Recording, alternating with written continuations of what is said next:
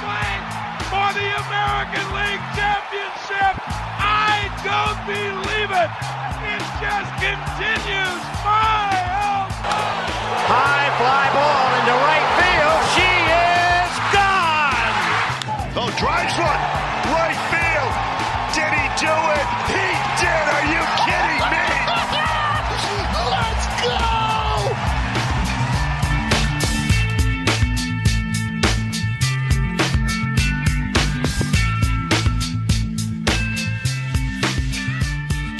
Ah, yes, opening day is upon us, Mr. Jason at Churchill. How are we doing? Before I get your answer to that, I don't want to know how you're doing. Before I get your answer to that, Jason, a wise man once said that you don't grip a baseball grips you. Is that how you're feeling this morning, man? I think you'll feel this too. Every morning. It could be December 6th. It could be November 15, and I feel that way. When you're lucky enough to be attached to the game the way that we are, the way that some others are, where you get to do at least part of your living is done covering baseball, talking about baseball, writing about baseball. It's pretty darn cool, and so there's a little extra special sauce on that, for me year round. But yeah, that's a great. I don't know who came up. I don't know who said that. I don't know who the first person that said that was. I don't know who's behind that baseball grips you, but that's real. That's very real, and I think it's a little different for everyone. Maybe football's your thing, maybe theater's your thing, but when that's kind of right in front of you now, and as baseball fans, we kind of look forward to the next 6-7 months or so. That's a really cool thing. You spend the last 4 or 5 months just kind of waiting for this to come, and here we go. What's the old saying? You spend the winter staring outside, waiting for the spring. Was that Stan Musial or something along those lines? But yeah, that's certainly how a lot of people feel today. Yeah, and I would actually argue during the season you kind of do the same thing anyways, right? You kind of stare outside waiting for the lights to come on. Like for the sake of the conversation, we'll say this is a Dave Niehaus shtick, but it fills your days and it lights up your nights. I mean, this is the best time of the year, man. You always have something to look forward to, unless your team is playing an away game in Minnesota. Otherwise, it's a good time of year. By the way, did you see the joke? I don't know. This is probably an old joke, but poor Angels fans, because you said that it fills your days and lights up your nights. And for me, it's like you talk about the game during the day and you watch it at night, and then you talk about it and then you watch, and you talk about it and you watch. But I saw this, and maybe it's an old joke, but it's the first time I saw it. The Warriors won the 73 games 7 years ago or whatever, and it's like the quote is Mike Trout's like, "Hey, congratulations on 73 wins," and Steph Curry's like, "Yeah, same to you, man." Poor Angels fans, man. I know we're not gonna get into this real deep, but I think that the Angels are gonna piss some people off this year. I don't think they're gonna be good, but they're gonna be good enough to ruin some seasons and to really frustrate some teams, maybe right there in the American League West. But anyway, I digress. Opening day. No, the Angels have probably taken over the throne from the Oakland Athletics of being that pesky team from 18, 19, 2021 to just, they bask in the glory of derailing something nice in August and September. And I do think you're right. I think the Angels are going to be an extremely frustrating team, both for Angels fans and for the rest of baseball this season. Right. Jason, it is March 28th. It is opening day. What are you looking at today? What are you looking forward to, man? Is there something specific that you're kind of keen in on? Yeah. So I'm actually, this is amazing too. And I was telling some folks this earlier in the week. A friend of ours, Luke Arkins, Luke, wrote for Prospect Insider for a while as his own thing. Now Mariners Consigliere at Substack. Really thoughtful guy, good friend of mine, gifted me tickets to Thursday nights of the opener in Seattle. And it just dawned on me, I've never actually been to an opener. Never. I've been on this planet 50 years, dude. I've been a baseball fan as long as I've never been to an opener. Never been to an opener? No. And you know what? I usually avoid it. I'm not real big on like the wait, the lines, the waiting, the traffic. That's not my thing, right? Like, I usually tell people, they're like, "Oh, you must go to like a ton of Mariners games." It's like, no, like in a way, I kind of try to avoid it. I get more from watching the game at home generally, considering, what we do. I think there's a lot of situations where we get more from watching the game at home unless we're trying to see a player up close, an amateur player for the most part, a minor league player maybe.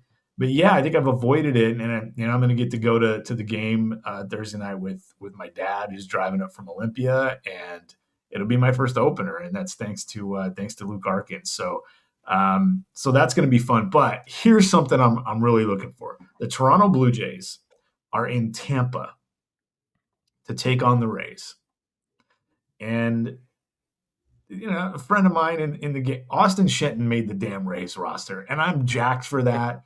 Austin Shenton, he's from Bellingham, Washington, former Mariners draft pick. What was he, a 6th rounder, Joe, something like that? Yeah, that sounds right. Pretty decent hitting chops. Fringy at third, maybe he'll tell you he's pretty good.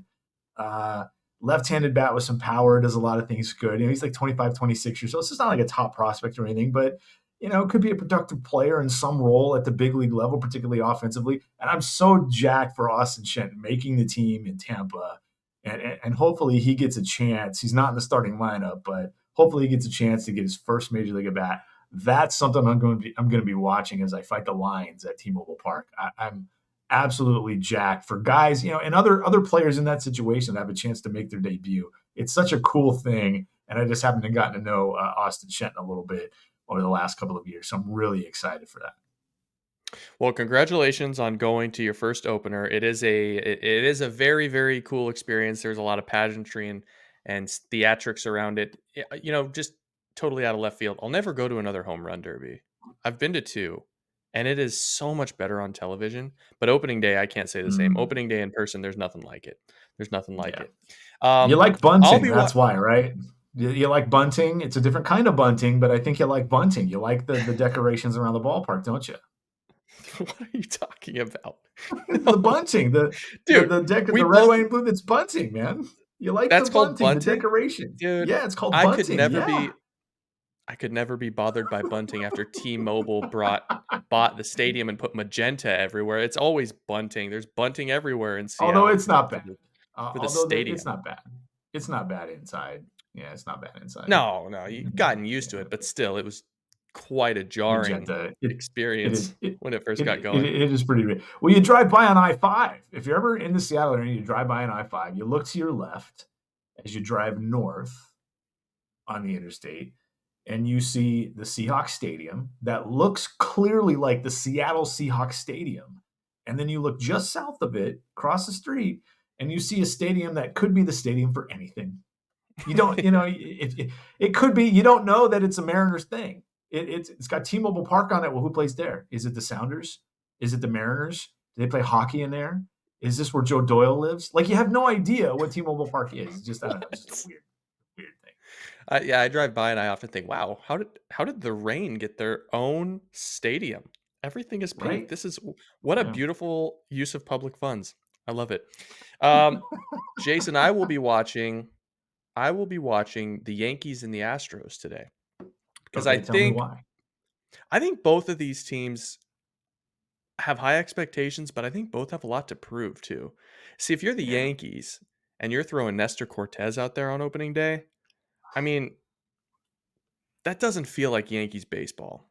And if you're the Astros, considering the amount of injuries that they currently have in their rotation, I think you want to get off to a hot start. Do you want to?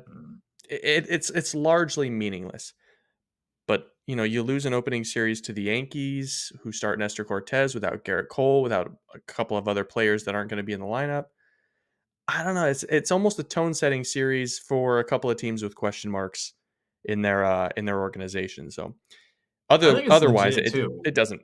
Yeah, it doesn't matter. Otherwise, the rest of the league, it's 3 games. Yeah, when you throw your best starter, and depending on what Justin Verlander gives the Astros this year, one of the pivotal players in the American League is Justin Verlander. Which Justin Verlander shows up, and how much of that do the Astros get? Because he wasn't great last year; he was merely solid. 2 years ago, he was the 6-win guy who won the Cy Young. So can he do it again at 41 years old? There's some serious doubt on that, and doubt how many starts he actually makes this year. Currently on his way back. But if you're the Astros considering that about Justin Verlander, and you have Framber Valdez going, he only gets 32, 33 starts. And if you, every chance you get to win with him on the mound, if it doesn't happen, what does that do to the rest of your season? Every time your best starter is out there, especially when he's clearly their best starter without Justin Verlander there right now, that it's Valdez. Valdez is their ace. You don't want to lose with your ace on the mound. So I look at it that way. And I always look at it this way too. People talk about down the stretch, in the clutch, win those games late September. How about win a bunch of games in April so your September doesn't have to be 13-2 to make the postseason? They count today just as much as they do on the last day of the season. So I never want to forget that, because we've seen a lot of these races come down to it. And if you're the Yankees or the Astros, I mean, this is a if the Yankees were to win on Thursday, that's a banked win that at the start of the year you don't put that in the bank, and now it's in the bank. Nestor Cortez beat Framber Valdez. That's a win we didn't think we were going to get. So that's the kind of way I look at games in April, March, I guess now, and certainly April. All right, well, now that we've teed it up, we're 10 minutes into this episode. Let me give you the slate for the day. This is what we're going to do, okay? In and out of here, about 45 minutes to an hour. It's going to be your opening day primer. We would be remiss not to talk a little bit about the draft and a little bit about college baseball, because that is what we do over here. We're going to talk preseason awards. I want your picks for a number of different awards: Rookie of the Year, Cy Young, MVP, but I'm going to hit you with a couple of kind of superlative awards, and I'm going to put you on the spot. And we'll see what happens. We'll see what happens with those.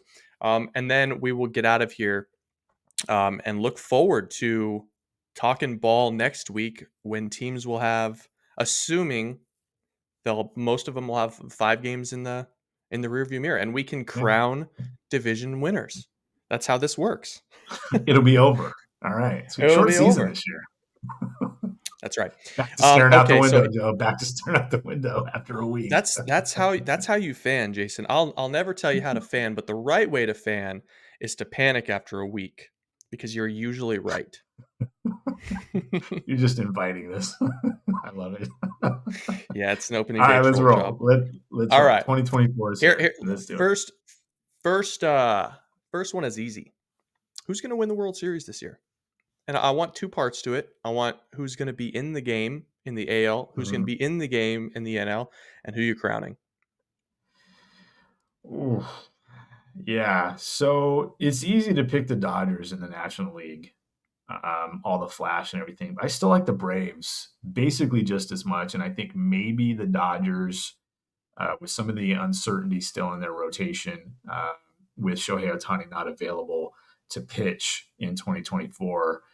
I still think the Braves are just as good. I think there's some questions in their rotation as well, but I'm going to go with the Braves. I don't want to go chalk there with the Dodgers, but it could be either of those 2 teams. I don't really think, to be honest with you, barring massive injuries to those 2 rosters, I don't think anybody else has a chance. Now, a lot of things can happen in the postseason, but those are clearly and by far the 2 best rosters. So I'm going the Braves in the National League. The American League is really tough this year. I think on paper, I think the Astros are probably the best team. I think a lot of folks are going to pick the Orioles. Don't love their starting rotation still, so I'm not going to go there. How about the Toronto Blue Jays breaking through and getting it to the World Series for the first time in I guess it would be a little over 30 years after they won back-to-back with the Pat Gillicks of the world? How about the Blue Jays? I think the Astros are one of the favorites. I think if Texas gets their pitching back, they could certainly have a shot. I think probably 5 teams in the American League have a real chance. Baltimore, maybe the Yankees if Garrett Cole comes back healthy and they add another pitcher during the season. But I like Houston. I like Toronto. Let's go Toronto and the Braves in the World Series, and I'll take the Braves to win it for the second time in 3 years. Can't argue with that. 4 I think years, the Dodgers and yeah, can't argue with that. Dodgers and Braves both look like stalwarts in the National League.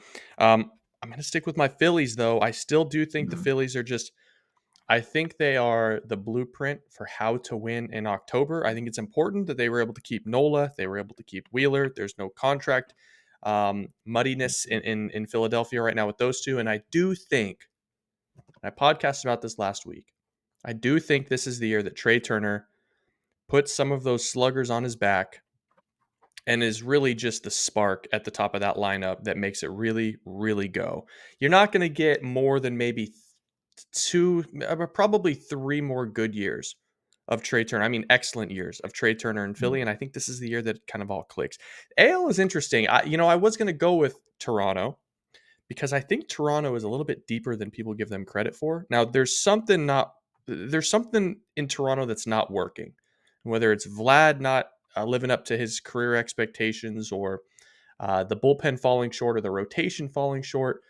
The baseball cards in Toronto are so much better than the 2 years that they've put up the last couple of years. Mhm. That being said, I'm not sure how that roster is going to mesh. I do like some of the bench players that they've added to that roster. I think they've got a veteran presence that they maybe didn't have in recent years, but I'm not sure how it's going to mesh. And I don't know if they have enough athleticism also to make up for injuries up the middle of the field. So that's my concern with Toronto. And this is going to come from people are going to say you're a homer. That's fine. I think I'm going to go Seattle. I think I'm going to go Interesting. Seattle to I think I'm going to go Seattle to go to the World Series. And the reason I say that is if they can survive the gauntlet that is starting pitcher injuries in Major League Baseball, I mean, you could look forward 7 months right now, 6 months right now, and say nobody wants to play Seattle in October. Yeah. Nobody. And the one team Yeah. the one thing that team has really lacked over the last 4 years, and they've been a good organization for the last 4 years, is that they haven't had the veteran. They had Kyle Seager, but that was about it. And I think Mhm. with a guy like Mitch Haniger who gets it, a guy like Mitch Garver who's been there and done that, a guy like Jorge Polanco who's been there and done that, I think they've kind of filled a void that they've really lacked. It's still an extremely young team, still a team that has a lot to prove.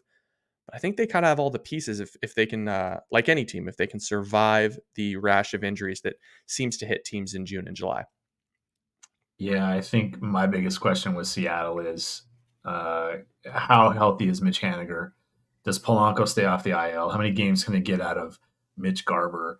And can either Dom Canzone and or Luke Raley serve as close to an everyday player?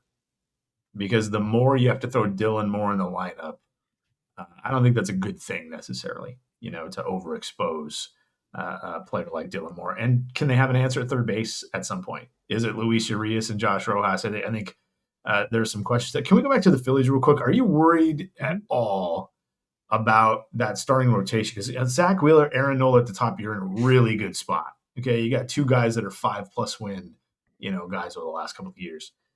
But you go Suarez and Sanchez and Walker's on the IL. They picked up Turnbull. Who knows what you're going to get? They might have a little bit of a rotation depth problem at some point. I'm not saying it's going to be a major issue, but they remind me. They are the Texas Rangers, but with an ace at the top of their rotation. It's like there's pitching concerns, there's rotation concerns, but in Philly, 1 and 2, they're in really good shape, as good as anybody probably in baseball. That's probably where I put my really only question on that team, because I think you're right, and I think you mentioned this last year. The Phillies, that roster's built to win in October. It doesn't mean they're going to every year, but those are the pieces they have. Guys that have been there, guys that hit for power arms in the bullpen, power arms in the rotation. If we're to talk about a Philly Seattle series, I think about it this way from Seattle's perspective, by the way. If you shorten that rotation and you throw a Bryce Miller or a Brian Wu or both into that bullpen, it may cover for some of the injuries you have in that bullpen right now, depending on whether that Santos and Brash can get back. You got to get there first. But I always think about those. I think Houston executed that perfectly a couple of years ago, throwing guys like Luis Garcia into the bullpen. He was huge for them, filling holes that they had during the year. And I just wonder if, once they get to the postseason, the Phillies do seem like to be, that team to be like, hey, we had a little bit of an issue in the middle and the back of our rotation, but now the back of our rotation is in the bullpen throwing 98 and getting high leverage outs to cover for some of our issues there. So I like that. I like that World Series. That's a real fun one. I enjoy watching the Phillies are one of the funnest teams to watch, I think, in Major League Baseball. So I agree. I like him. I I like like. him. And, I gotta be honest with you. Bryce Harper is one of my favorite players. Like I did not think 15 years ago when he was drafted, I did not think that was going to be the case. What was that 2010? I did not think that was going to be the case because really early in his career, it was like, man, this guy on the cover of SI at like 16 years old, 15 years old, or whatever it was. He forgoes his senior year of high school and all that stuff. I was like, yeah, I'm not going to like this dude. And I think he's likable, and I really enjoy watching him play. So I can root for the Phillies. I like that. That's Yeah. Yeah, they've got some other arms that I think can get them to October. Matt Strom, we talked about a lot in October on this podcast. He's one of the more underrated pieces in any staff, I think, in the league, and he got paid because of it. Mick Abel probably gets there this year in some capacity. He's getting close. And Griff McGarry, I could see a scenario where Griff McGarry is one of the premium relievers in Major League Baseball this year just because of the stuff. So don't sleep on Griff McGarry either. So that's going to be the World Series. Jason Churchill with the Toronto Blue Jays and the Atlanta Braves. Myself with the Seattle Mariners and the Philadelphia Phillies. I'd be okay with either one of those matchups. I think that would be a pretty good series for baseball. All right, let's jump over to individual awards. We haven't done this yet, but I want to start at the top. Let's start with the MVP in both leagues. Do you have a guy that you have circled in the AL, in the NL? Where are you leaning?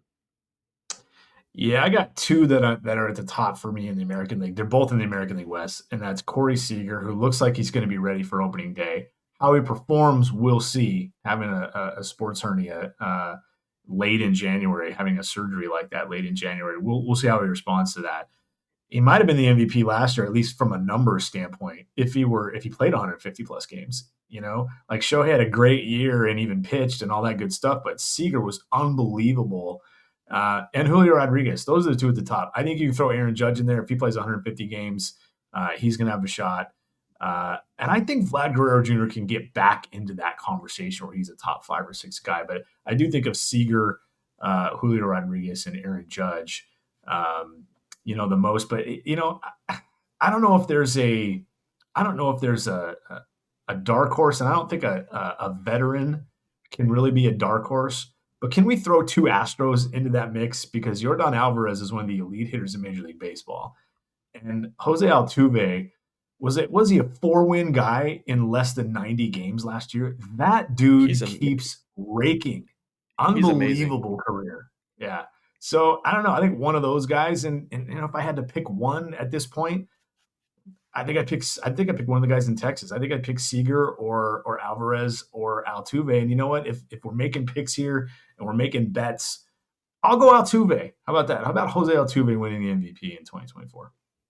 I like it. I like that a lot. No, you wait, and we've been talking about Altuve falling off for 3 or 4 years, and now it's just to the point where it's like touchdown Tom. He's not going to fall off. It's Jose Altuve. He's going to be Jose Altuve till he's 39, and he's just going to be annoying until then. You know what I mean? So absolutely. In the National League, for me, Joe, before you get rolling on your picks, for me, it's one guy that I think. I think the fact that Mookie Betts is playing the middle infield, if he holds that down at shortstop and puts up his normal offensive numbers, it's over. The race is over. He will beat Acuna. He will beat Shohei Ohtani. He will beat Freddie Freeman. He will beat Bryce Harper. Mookie Betts will be the MVP. You got to be kidding me. Absolutely, you got to be kidding me with Mookie Betts. It's such a great story that I don't think it's getting enough play. But I'll just go Betts there. I don't think there's much discussion to be had. I think we're going to look back at Mookie Betts' career. It'll probably take way too long. But we might look back at Mookie Betts' career 10 or 15 years after he's done and go, this guy was a Gold Glove second baseman. Then he was a Gold Glove of all Gold Glove right fielders. Then he was it hasn't happened yet, but do you doubt him? Then he became a plus defensive shortstop who put up 8.5 FWAR from the shortstop position, having never played it. Like, you just see it happening, right? What can Mookie not do? Yeah, it's crazy. Yep, he's the dude. Well, Mookie Betts is such a great story. This isn't radio, but one thing you don't do in radio is agree with your co-host. I unfortunately agree with you. I just it's hard for me to pick against Mookie Betts because if you throw the numbers that he did last year at the shortstop position. It's not even close. I mean, Ronald went 40 and 70, and I Mhm. think Mookie would have beaten him by a war and a half. If you would were he at have been shortstop, yeah, a nine and a yeah, half win he would have. player? And it was close anyway. It It was was. really I close think it was. in wins above replacement anyway. Could have gone either way. Yeah. I So think it was yeah, that's just the way I think about it. 8-4, 8-2. Yeah, and I don't know. There's some, anybody can have a year. I just don't see anyone else, especially with Bryce Harper playing first base now. Like he'd have to, like same thing with Alvarez. They'd have to hit 300, 450, 650, 45 plus bombs, to win the MVP. And while they're capable of that, I certainly wouldn't bet on that despite how good those guys are. So when you get a guy like Mookie Betts in the conversation, who's going to play the middle infield, who's going to play shortstop to start the year, if he puts up numbers like he did last year, like you said, and kind of transposes those over, I mean, it's over. Like there is no conversation to be had in that situation. And in that situation, the Dodgers, we didn't get it, but a Dodgers Braves LCS or a Dodgers Phillies LCS would be a lot of fun, would it not? We didn't get it last year because the Diamondbacks spoiled it, but I'd like to see something like that this year. Yeah, speaking of the Diamondbacks, the one guy I would maybe throw in as a knuckleball would be Corbin Carroll. I think he's got the tools to potentially go 30, 50. Is he a guy that can hit 30 home runs? I don't know. I didn't think he was a guy that would flirt with 25 home runs, but after seeing what he did last year, you get him a little bit more comfortable. I don't think it's out of the realm of possibility that Corbin Carroll is a 7.5 win player. He So was a 6-win guy last year, so I don't think that's out of the what I question mean. at all. Yeah, it's Jacoby Ellsbury. That's the idea that Corbin That's a good Carroll call. brings to the table, and Yeah, but Ellsbury. it's that singular peak Ellsbury year, Mhm. So And Ellsbury did that's a good fine in call. the MVP voting, last I heard. So Yes, he did. I'll check Yes, he on did. that for you if you want, but he did all right. So here's what I'm thinking. I'm surprised you didn't bring up Kyle Tucker with the Astros talk, because he's my guy. He's my dark horse for this MVP. He's coming in to his contract situation era. He's got 2 years left. Houston's going to have to make a decision, and they've been paying everybody. So I'll be interested to Mhm. see whether or not they want to continue doing so. But we're talking about a guy that's going to be a quarter billion dollar guy. I don't think there's any doubt about that. Considering his age, considering his production, that track record. I mean, he's twice the player that Cody Bellinger was this past year. I think Kyle Tucker has a chance to go 35-35 if they let him run a little bit more. He's certainly not a liability in right field. He's got a great throwing arm. He has been a 5.5 win player, like to the T, recently, and I think he's another guy that could flirt with, a 7-win type of a season. Now, this is going to require let's call it a down year in terms of like the peak player in the American League. Mhm. But I do think if the Astros go out, they buck the narrative that they're fading. If they go out and win 95 games and Kyle Tucker is a 7-win player, he's going to be a top 3 MVP guy. Yeah. So he would be my dark horse. There's a lot put on Julio Rodriguez. I think he's got all the tools in the world. I still think he's a year away from really realizing the polish and maturity that comes with his talent. So I still think he's 1 year off. But Kyle Tucker would probably be my guy. And I tell you, a guy that you didn't bring up that is going to have to absolutely slug the ever-loving hell out of the ball is Juan Soto. I think Soto Mhm. in New York with that porch, hitting behind or hitting in front of Aaron Judge, doesn't matter. Getting that pseudo protection, if you believe in subscribing to that. I think he's a guy that can hit 55 homers in that park. He's not going to provide a whole lot of defensive value, but if you throw a guy in New York on a winning team that hits 55 home runs, it's probably winning the MVP. Probably Yeah, let winning me the throw one MVP. other AL guy in the mix. It's kind of along the lines of the Julio Rodriguez thing because it's his 3rd year in the big leagues. But when you get a catcher who's been a 5-win guy 2 years in a row, and he has all the makings of a guy who could end up maxing out around 30 bombs, but he makes tons of contact, hits for average, gets on base, and he plays for a team that won the division last year and has a great chance to do it again, Adley Rutschman should probably be part of this conversation somewhere. It's a good one. It's a really good one. Yeah, nobody's Yeah. talking enough about him because he hasn't really shown the game power that I think people were expecting from Adley Rutschman. I think you're Mhm. right. I mean, if Adley's a 290 guy who hits 30 home runs and plays plus defense, it's Buster Posey, and I think he did okay in MVP voting as well. Can you double check on that one as well, Jason? I'll put that on the list. Yeah, I'll put that on the list. Thank You you, got it. thank you. Yeah, yeah. All right, let's jump to Cy Young. I want to know who your guys are. This is Mhm. this is going to be where I think we jump around a little bit. Mhm. So who are your main contenders in the AL and the NL? So the AL is so wide open, just like the rest of the league in terms of MVP and who's going to come out of it. Sonny Gray left the American League. He's one of the best pitchers in the American League last year to go to the National League. Garrett Cole starting the year on the IL, so he's probably going to be completely out of the equation. Kevin Gossman's back, so he's going to be one of the favorites. Pablo Lopez is right there. Framber Valdez is going to be right there. I think he was a 4+ win guy again, had another good year. Not quite as good as 2022, but he's there, still young, pointed in the right direction. But Dylan Cease is out of the league too, so even if he gets back to where he was a couple of years ago, he's in another league. So the guys there, like Lopez sticks out to me in a really good year last year. In Seattle, Luis Castillo, George Kirby, Logan Gilbert all stand out to me. If I'm making a pick here, I think I'd go Lopez.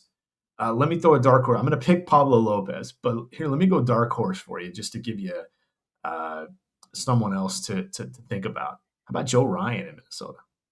You One of the more stole it right underrated out of my starting pitchers. back pocket, man. See, we think about the game Golly, way too similarly. we Uh, do, dude. Nobody talks about that guy, and I don't really understand why. I know that he hasn't been the best pitcher in the league, but he's just one of those guys who's young enough who could come up and bite everyone else in the ass. And but I'm going to take Pablo Lopez. 32 starts last year, 194 innings. The strikeouts are there. Throws a lot of strikes. The runs allowed metrics are there. The stuff is there. He was a 4.5 win guy last year. If he just takes it up a half a tick to a tick, has a good chance to be the best pitcher in the league in 2024. I cannot believe you sniped Joe Ryan. I cannot believe Why don't it. you I mean, go? Do you want a little more? I'll switch to the National League and give you another 60 seconds to think about the American League since I stole it. I got one. But I got one. But what you got? I think the National League, I think this is going to be a runaway. This is like the bets conversation. If Spencer Strider does not win the Cy Young this year, I will be, I don't want to say shocked, but if he's healthy and makes 30+ starts and doesn't win the Cy Young, I'm going to be surprised. This is Spencer Strider's year to win the Cy Young in the National League. Wheeler's going to be there always. Zach Gallen had a great year last year. Logan Webb is one of the more underrated starters in the National League. Blake Snell's back in the National League after winning it last year. Nola's back, obviously. I think a guy like Jesus Luzardo could take a big step forward this year. He was pretty good last year as well. Strider, that's a runaway for me. I don't see anyone else sticking out enough for me to pick them. I think at the end of the day, it's Wheeler and Strider. I think Strider's going to be a 7-win guy this year. This is going to be his year. We're going to be talking about Spencer Strider a lot. I mean, you put Spencer Strider into the 7-win conversation, and it's a jetpack to the Hall of Fame at that point. Because I don't know what that takes him to, but I gotta think that takes him north. I gotta take him to about 25 F-WAR. If I'm guessing, he's probably at 17 so far, 16, 17 in 3 seasons. But yeah, I mean, this is actually this will be his 3rd season actually. So he made his debut in 21, but only threw a couple of innings. So he's only at 10. It feels like he's been around forever, man. It has. Yeah, it has. And he made 20 starts out of 31 appearances in 2022 and was still a 5-win guy. Pitched out of the bullpen a little bit first. But yeah, you're right. He's what, 25 years old this year. And if he puts up 6 or 7 wins, he's at 16 or 17 at 25. If the Hall of Fame thing lowers the expectations, based on the era and what, starters are being asked to do, I think you're right. He's on that kind of trajectory. And if he lasts into his mid-30s, it's a good shot to get into that conversation for sure. I think this is your Spencer Strider in the National League. So let me ask you this. Do you discount the Yamamoto sweepstakes because the transition to the American baseball, that different baseball, or do you just not believe in the hype? I believe in the hype, but I think there's some volatility there just because of the way he pitches. He does expect hitters to chase. He really does not want to throw the ball in the strike zone. I know that's the case for that. That doesn't mean he doesn't have good stuff. It doesn't mean he doesn't have fastball value. But he doesn't want to do that. He wants to get guys chasing the off speed stuff in particular out of the zone. And we've seen what happens to those types. So we'll see how you mentioned the term transition. Yeah, we'll see how he adjusts because he's facing the world's best. And in that division, he's going to be facing Manny Machado, Fernando Tatis Jr.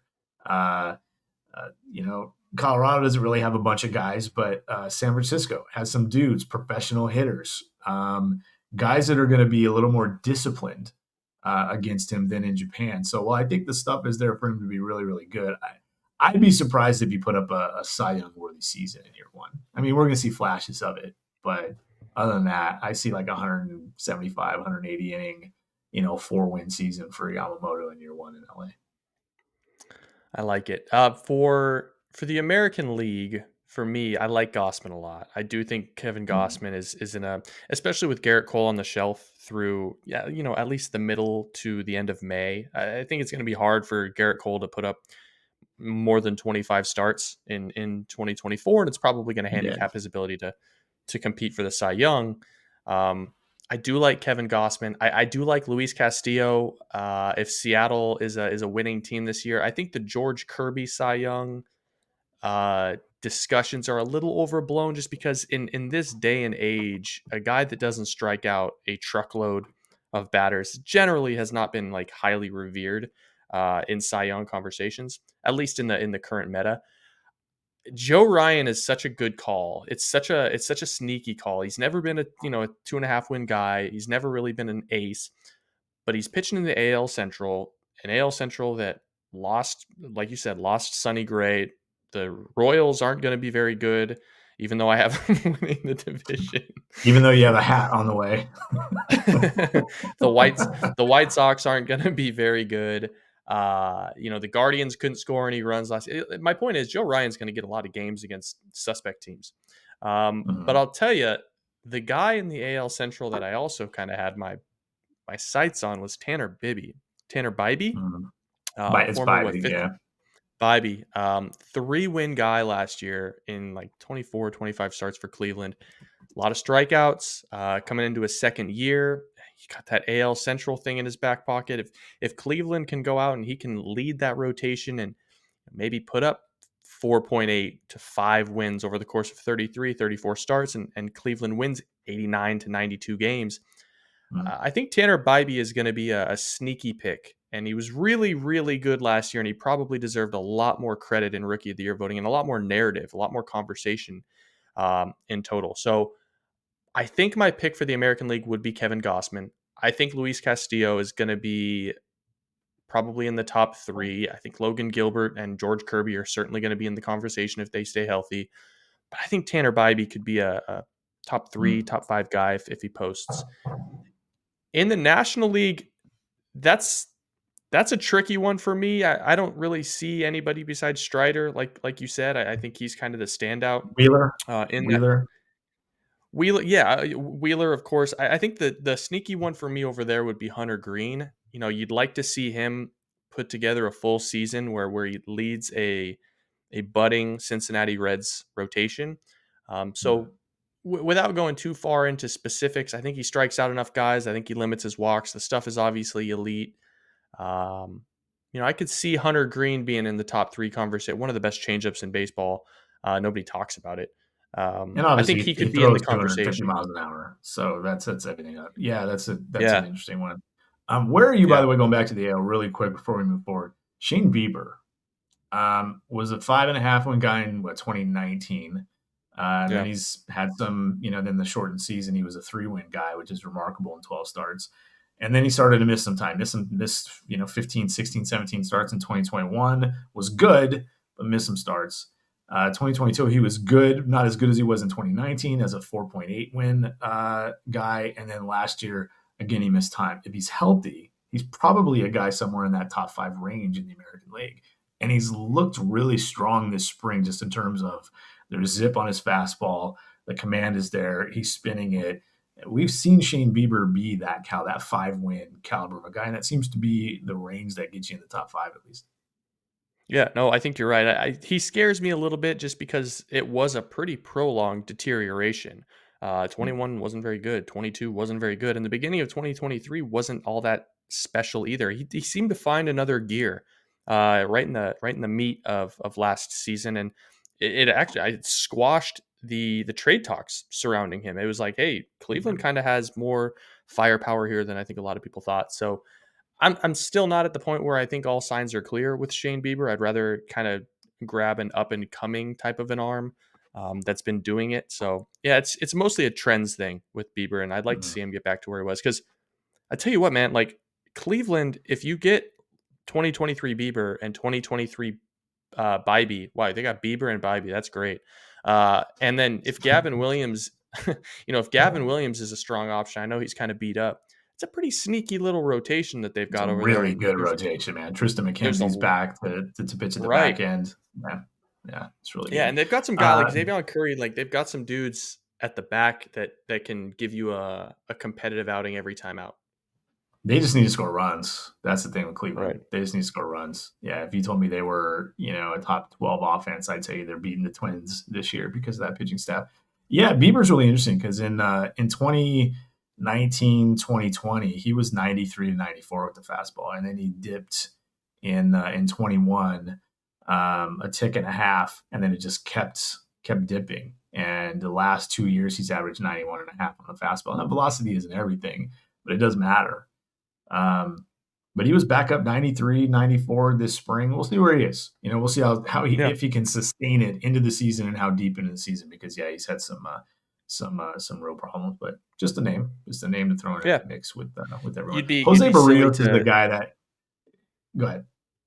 No, I was just gonna say you'd be silly to bet against Shane Bieber with his resume. Yeah, I was going to throw Jose Barrios in there because he should be better than he is, and I don't really understand. I don't know what's going on in Toronto. Jose Barrios should be a 4-win guy. Every year it should be easy 4-win guy. In his best years, he should be a Cy Young candidate. I don't understand why. It should be Pablo Lopez, but he hasn't been. Yeah. And it's really weird. So I'm not sure what's going on. I'm sure it's him or the club, or maybe the stuff's just regressed, and maybe I'm crazy. I don't know. I just think he should be better. So behind Gossman there, and not a lot of pressure. Let Gossman be I the don't hate it. guy and just go in, be comfortable. So yeah, fun I stuff. don't hate it. All right, I'm going to give you two superlative here. I want to know in the AL and the NL, who's going to be the batting champ? Who's going to have the highest batting average in the AL? Who's going to have the highest batting average in the NL? And just because I know I'm putting you on the spot, I will Mm-hmm. go first. Okay. Okay. In the NL, I think you'd be insane not to take Luis Arias. Like just with the profile that he is, with the archetype that he is. I mean, he had 354 last year. That was 16, 17 points better than Acuna. It was Mm-hmm. 23 points better than Freeman. Kind of hard to go against that. So I'm going to go with Luis Arias in the NL. I'll tell you the guy in the AL that I'm sneaky. I'm sneaky on. What about Naylor in Cleveland? This has turned into the Cleveland show, but 308 last year doesn't really strike out, gets a ton of walks, hits No. the ball hard. I think Naylor could be an interesting pick, but Mm-hmm. um, I don't know where you're going to go with this. I know Corey Seager is one of the most impressive hitters on the planet. Mm. Yeah, that'd be one. I'd certainly put Seager in that car. Jose Altuve. I'm throwing Altuve in there again. I'm giving Altuve some love today. I know he's 100 years old. He's been in the league for 38 years, but in 311, 393, 522 last year in the 90 games that he did play. It's like 4-win guy, ridiculous. Still lots of contact, walks enough. There's power, but hitting 311, I mean, he's right there in that Naylor range. Yeah, I could see that. I absolutely could see that. I could see, to be honest with you, I could see Yordan Alvarez jumping up 20 points in batting average. He hit, 293 last year? I could see a guy like Alvarez jumping in that conversation as well. But Altuve is the guy that sticks out, and he's been involved in those races before. I'll go with Altuve. All right. Last one, home runs, AL, NL. I'll start.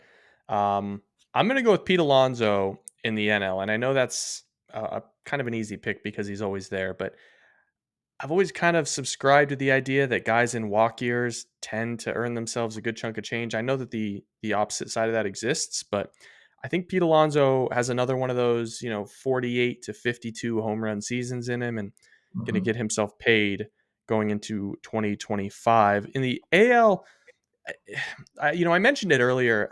I think I want to go with Juan Soto in New York. I think he's got a chance to hit 54, 55 homers this season, especially with some protection around him and that short porch. That's going to be my pick. And I think if he does that, he's going to be in the MVP conversation. Yeah, that's interesting. I'm going to go Acuna in the National League. Although Alonso sounds like a great pick. Schwarber hit 47, last year I think it was in 160 games. Although I think he hit under 200 to get there, but he's certainly going to be in the lineup enough there. I could see Bryce Harper. I mean, that's a guy when you look at last year's totals, you don't see it, but we've seen him hit 40. I could see Harper in that race. So I'll just go Acuna. He's going to make tons of contact, hit for average. I mean, when the batting title comes up too, Acuna hit 337 last year. I can see Mookie Betts being in that conversation as well. Arise is an easy pick for the batting top. I'll go Acuna in the National League for home run leader. American League, Soto's a really good pick. Here's the thing about that. He walks so much, and I don't think that's going to change because I just think that's who he is. I just think that's who he is. I could see him hitting 40, 45, but if it takes 50 to get there, if somebody else hits 47 or 48, I don't see him getting to that point. How about Luis Robert? I'm going to go Luis Robert. Played 145 games last year. If he can get 5 to 10 more games out of it, he hit 38 homers last year. He's 26, 27 years old, right in his prime.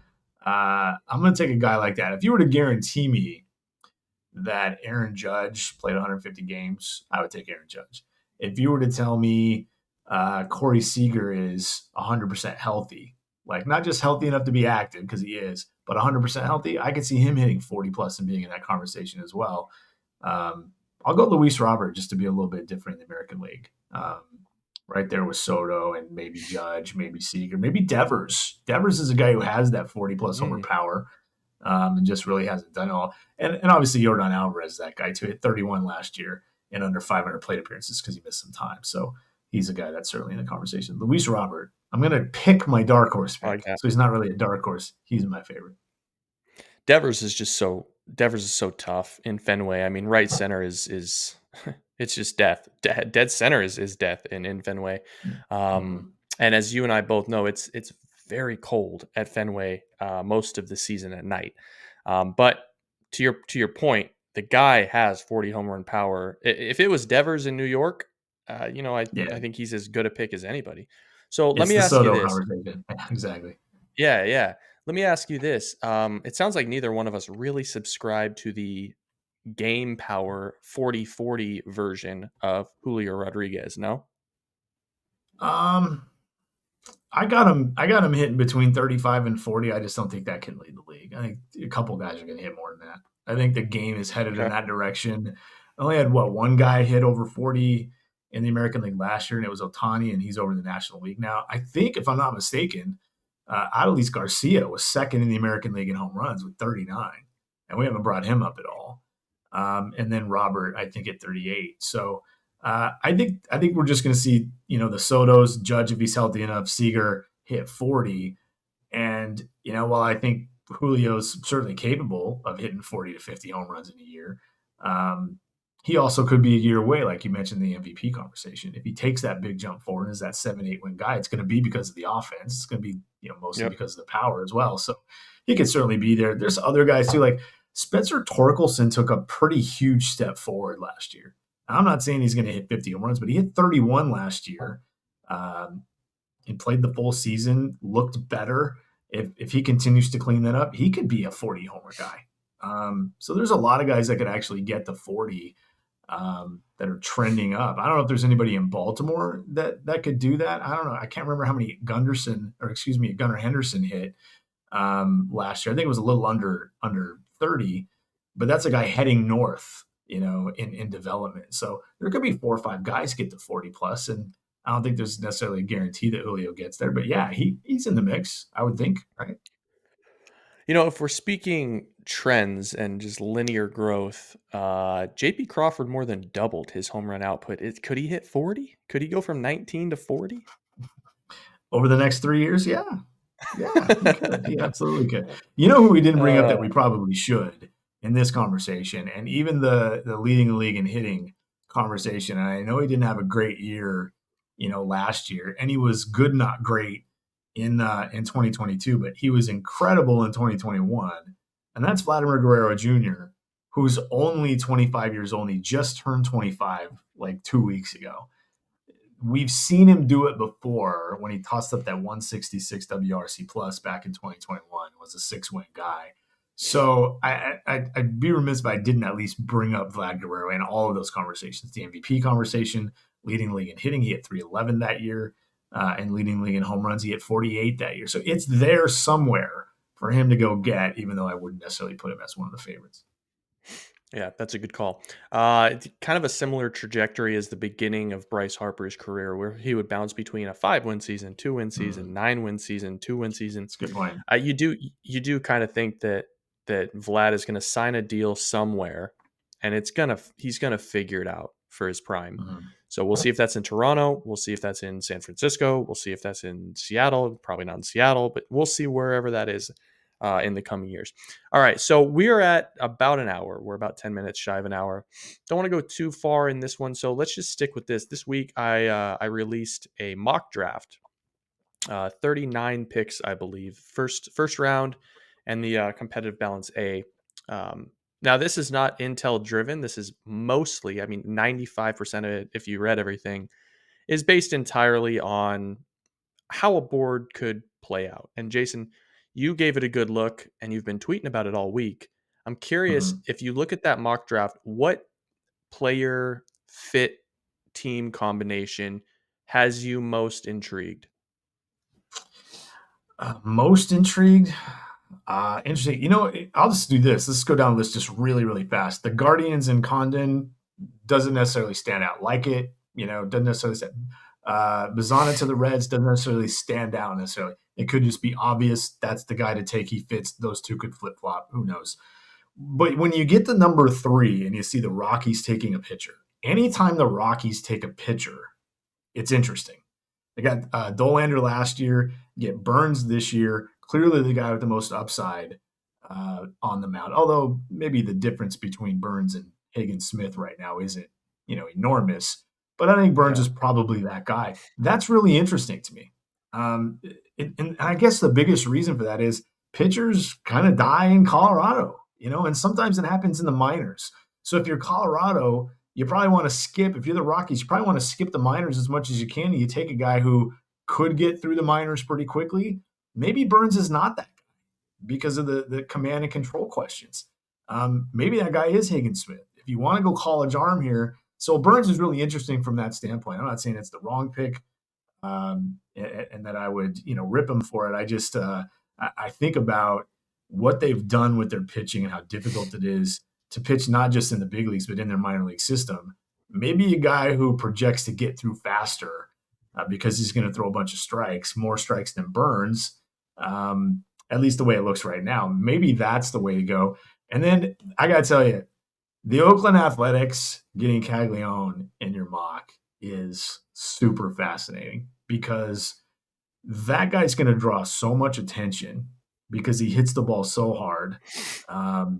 Somebody posted his batting practice from a Florida game a week and a half ago.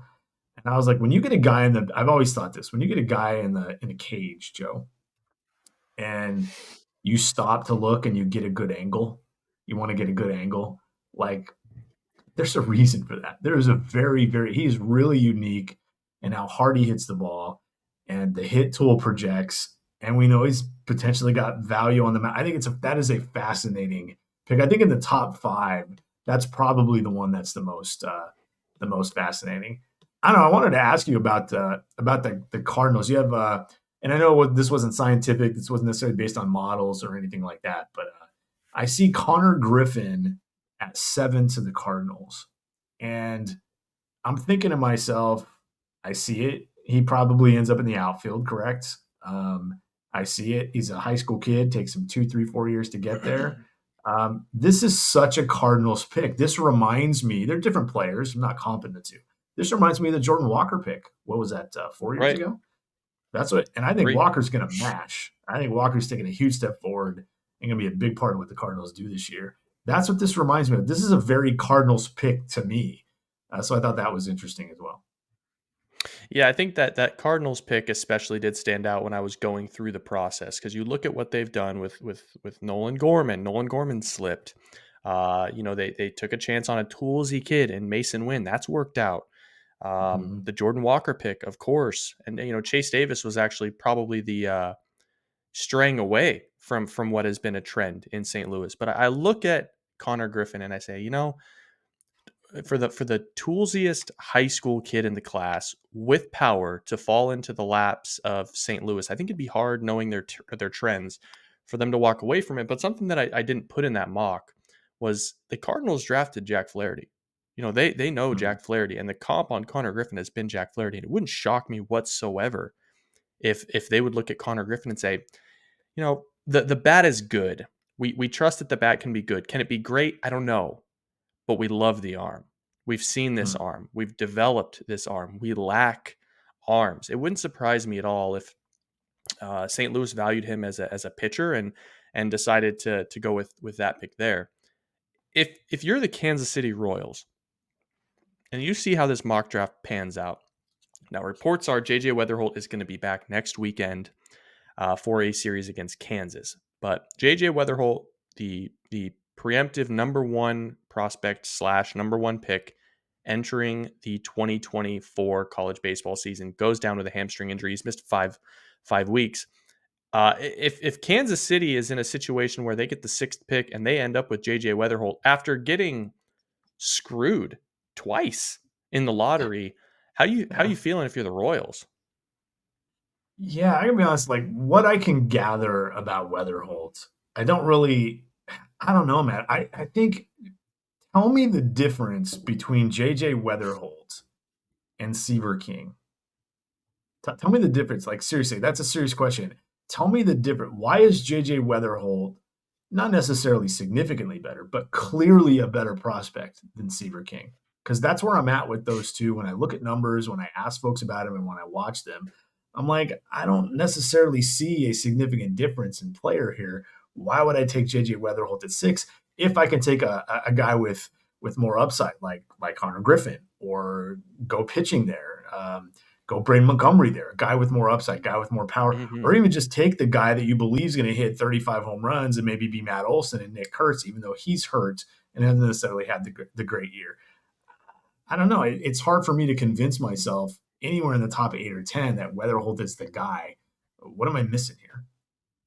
Yeah, I think it all comes down to modeling, unfortunately. When you look at Seaver King, it's a 29% chase rate.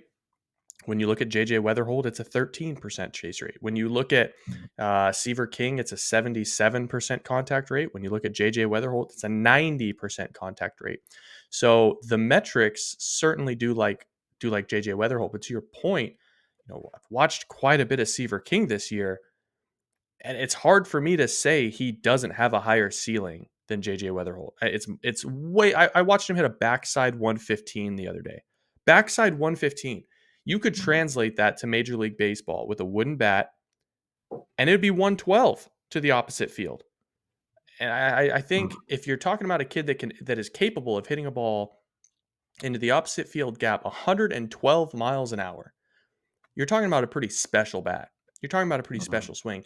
And in the exact same game, he made a diving play at shortstop into the hole to his right and threw out a runner on a dime playing the shortstop position. So, the tools are so much louder with Seaver King.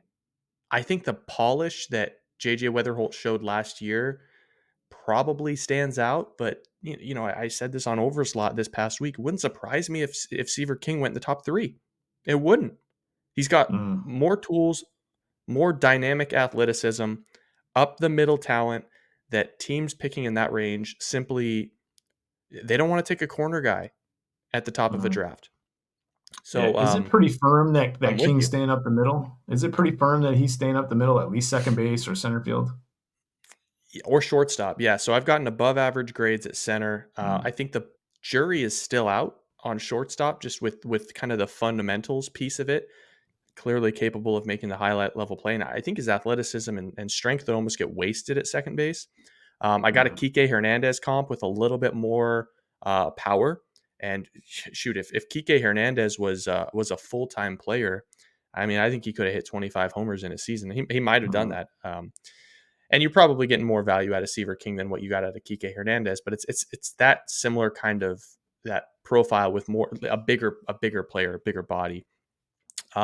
Yeah, The guy and I I'm want not to saying they're ask you the same about. player, by the way, but Weatherholt reminds me of the Jacob Gonzalez, Jacob Wilson thing. I'm Okay. not saying they're the same player. I'm not saying he's not better, but you know what I mean? Where you might not Mhm. get the upside you want that high in the draft. I think it's just philosophy. I think it's you mentioned modeling. It just I don't like taking the safer guy. I don't like taking the high probability. Take the guy who you think might have a chance to be an all-star. And I guess this is why I had that question on Weatherholt. So does Bazana fit it too? No, I think you see that guy hitting rockets. Like power changes a lot of things, right? Like, is Weatherholt going to hit 25 homers? Like, is that the idea? If that's the idea, then I'm just worried about, is he a third baseman or is he a second baseman? And I'd have the same question about Bazana, third baseman or Right. second baseman.